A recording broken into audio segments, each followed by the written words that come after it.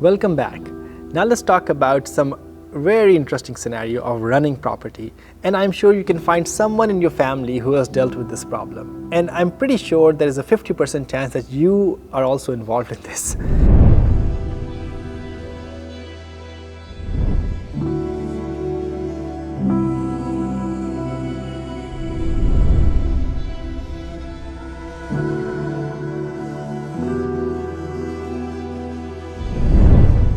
So this scenario happens when there is a common property and the property never got distributed when the owner died, and then people lived in this and used it and whatnot, or it was just standing there, and then another person died in the family tree, and then another person died, and later on someone decides, now let's start distributing it, and now you have multiple family members passed away. How do we deal with this scenario, and how do we do this in a way that everyone can see what's going on and who's getting how much share? So let's take a case and walk through it. This is a family tree. Imran and Khatija are married and they have 4 children: Fatima, Alia, Maryam and Bilal. So 1 son and 3 daughters. Imran owned a house and then Imran died in 2012. Now there are relatives behind, but they kept on living in the house. The property never got distributed. Khatija married Abdullah and then they had 2 more children, Iram and Amina, 2 daughters. And then later on the family grew further. Bilal married Sana and he had a son, Zaid. Fatima married Ali and she had Zainab and Aisha. And then Bilal died in 2020 and property was still not distributed, and then Khatija died just now.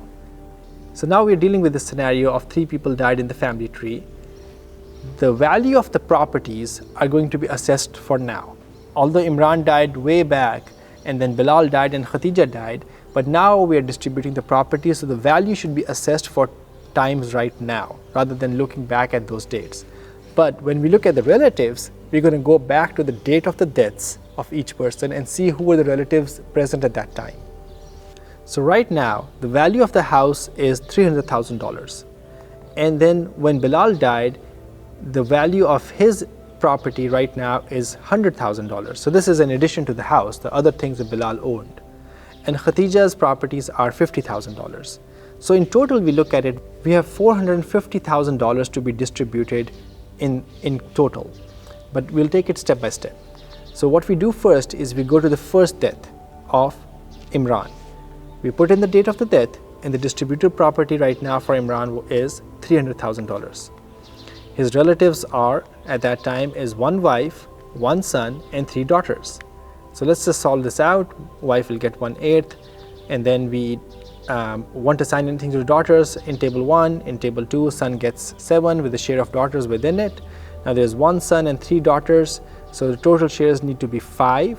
We'll multiply the column by 5 and we get 5 out of 40 for wife and 35 out of 40 for the children.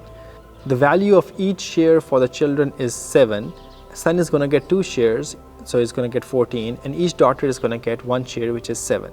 And this is how we're going to distribute it. And out of 300,000, these are the values that we're going to get.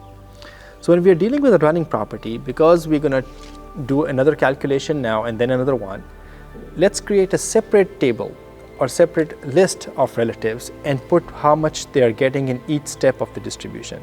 This is the kind of table you want to create, where you want to list the names of the relatives, not the relationship, because the relationship for Imran is different than Bilal and so on.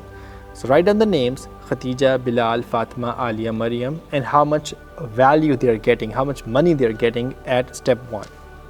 Now let's go to step 2, which is the death of Bilal.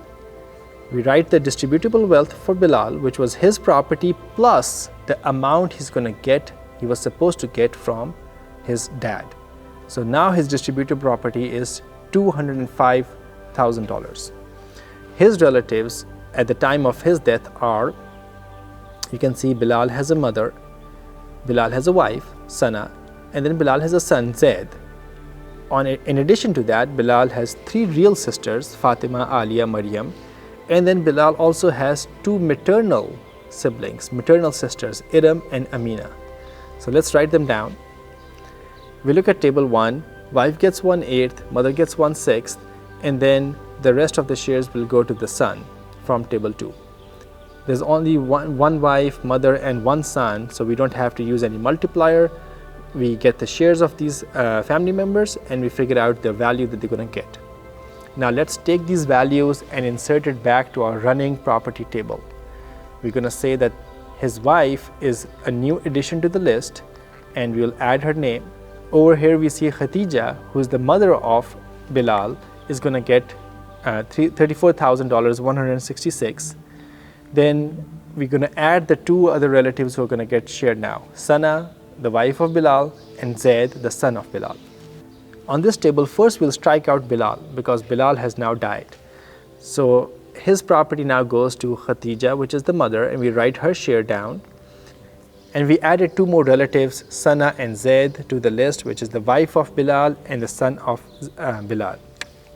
We can do a total right now and see where we are, who's getting how much at this stage. Now we go to the third death, which is the death of Khatija. One thing we need to do right now is to figure out what's the distributable wealth. So Khatija owned 50,000, and on top of that she is now getting 71,666 from the two people who have died already.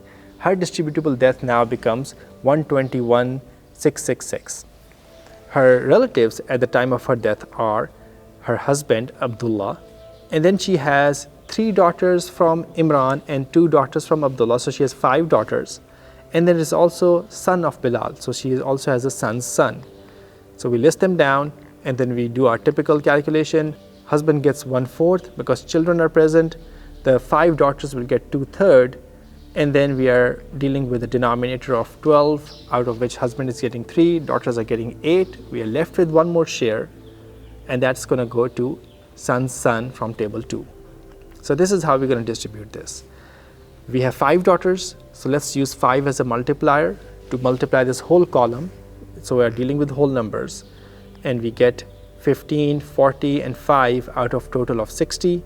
Each daughter's share is going to be 8, and in the end we now have the values of each person's share, which is 30,416 for husband, 16,222 for each daughter, and son's son is getting 10,138. Now let's update our running shares table. First we'll cancel out Khatija because she has died, and then add whoever is getting what from step number 3. So we're going to add Abdullah and his share. We're going to add more share to Fatima, Aliya, Maryam, add the other 2 daughters of Khatija, which is Iram and Amina, and also add the share of Zaid. And now we can do a total of all these values and figure out who's getting what at the end. And the total distributable value right now is $450,000. How was that? I think the important things to keep in mind is that you have to assess the value of the property at the time of distribution, and you have to look at the relatives at the time of the death. This is what we did step by step. Sometimes you may not have relatives who can tell who died first or who died later. So try to put in an effort to figure out who actually died first and later, because that can change how things are going to be distributed. And after that, you should be able to calculate even the most complex scenarios, and sometimes there are 5 or 6 people died in the family tree and now they're distributing it. And I think the maximum I have seen or I have calculated for someone was 5 people. So using this simple method, even the most complex scenarios that seem very complex at first place because so many people have died, step by step you can walk them through and calculate the shares of each person at current times. Also we should keep in mind, it's really important to distribute inheritance as soon as someone dies. Out of courtesy and out of shame, many times people don't even ask about their shares when someone dies. And they think they're doing the right thing because of the love of the person who dies. That's not right. Allah subhanahu wa ta'ala has instructed us with these principles. And if we prolong it and delay it, then certainly someone is benefiting more because someone is probably using that property or business or that house, and someone is being deprived who has not been able to access that wealth. And similarly, once generations pass, it becomes even more complicated for the passing generations, and you are transferring sin upon the next generation. So try to take care of this as soon as possible. Even when your loved one dies, after 3 days of mourning and 3 days of grief, come back to real life and figure out, okay, how do we take care of this property now, so that no one is deprived, and the akhirah, the next steps of the life of your loved one, become beautiful, just like the hadith that we talked about in the earlier classes, that a person who does right at the very end with inheritance will enter into Jannah. So with this, we end this video. In the next couple of videos, we're going to talk about some very interesting matters. First one will be about how to write a will and what to consider when you're writing a will. And the next, we're going to talk about some assorted matters and frequently asked questions about inheritance issues. Stay tuned.